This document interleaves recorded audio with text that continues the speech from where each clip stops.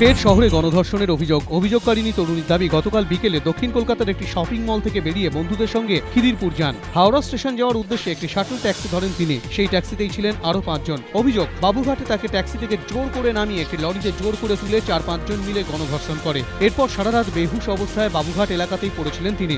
সকাল হতে কোনো রকমে হাওড়া স্টেশনে গিয়ে এক আত্মীয়কে ফোন করেন তিনি। অভিযোগকারিনীকে হাওড়া জেলা হাসপাতালে ভর্তি করা হয়েছে।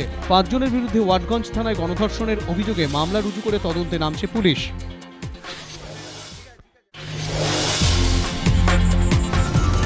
এলাকা কার এখতিয়ারে, এই প্রশ্নেই দুই জেলার পুলিশের মধ্যে চাপানোতর।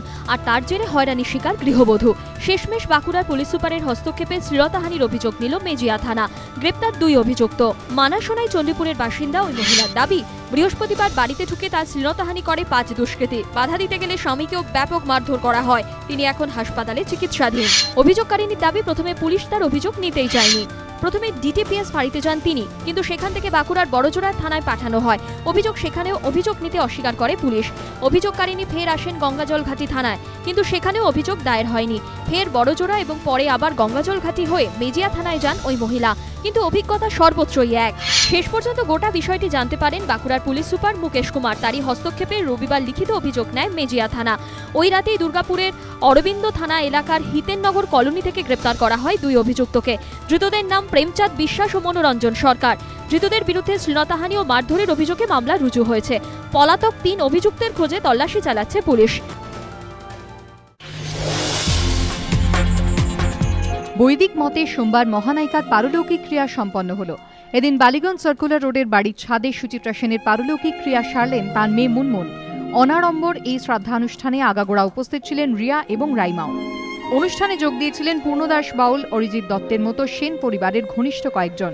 পুরসভার চেয়ারম্যান সুচিতানন্দ বন্দ্যোপাধ্যায়ের মাধ্যমে ফুল পাঠান মুখ্যমন্ত্রী। কিছুক্ষণের জন্য অনুষ্ঠানে হাজির ছিলেন পঞ্চায়েত মন্ত্রী।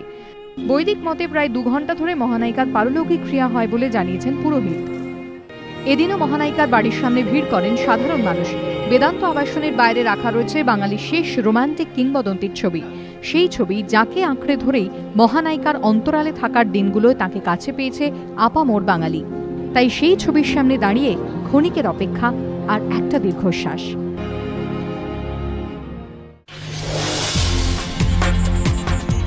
তিনি সেলিব্রিটি, তাই তাঁকে অন্য সাজাপ্রাপ্তদের তুলনায় বাড়তি সুবিধা দেওয়া হচ্ছে। গত মাসে সঞ্জয় দত্তের প্যারোল নিয়ে একাধিক প্রশ্ন উঠেছিল নানা মহলে। সেই প্যারোলের সময়সীমা বাড়ল আরও 1 মাস। 21শে ডিসেম্বর 1 মাসের প্যারোল পেয়ে পুনের ইয়েরওয়াড়া জেল থেকে ছাড়া পান সঞ্জয় দত্ত। সোমবার ছিল সেই প্যারোলের মেয়াদ শেষ হওয়ার দিন, কিন্তু তার আগে স্ত্রী মান্যতার পুরোপুরি সুস্থ না হওয়ার কথা জানিয়ে মেয়াদ বৃদ্ধির আবেদন জানান সঞ্জয়। সেই আর্জিতে অনুমোদন দিয়েছেন পুনের ডিভিশনাল কমিশনার। 2013 সালের 1 অক্টোবর 15 দিনের জন্য প্যারোলে মুক্তি পান সঞ্জয় দত্ত। পরে আরও 15 দিনের জন্য বাড়ে সময়সীমা। 30শে অক্টোবর ফের জেলে ফেরেন তিনি।